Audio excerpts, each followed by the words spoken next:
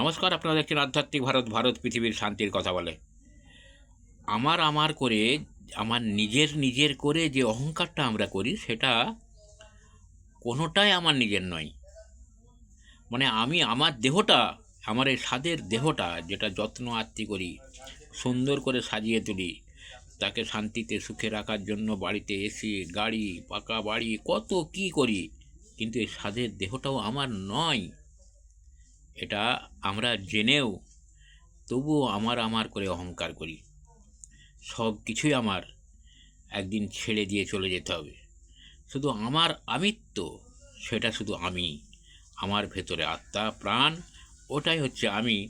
ওটার সঙ্গে আমার সংস্কার কর্মফল, আমার কর্মফলটা সঙ্গে যাবে এবং পুনরায় আমাকে ফিরিয়ে আনবে এই ধরাধামে পুনর্জন্ম হয়ে।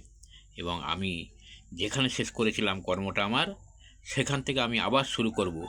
যদি আমি সত্যিকারের এই চিন্তাভাবনাগুলো করে, সত্যিকারের গুরুর কাছে দীক্ষা নিয়ে আধ্যাত্মিক পথে প্রবেশ করে সাধন ভোজন করি, আমল করি, তবেই আমার পরবর্তী জন্ম তারপরের জন্মতে হয়তো মুক্তি হবে।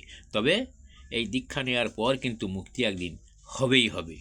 অতএব আমার করে অহংকার আমার কোনোই কিছুই নয়, শুধু আমার আমিত্ব, আমার প্রাণ, এটাই শুধু আমার। ধন্যবাদ।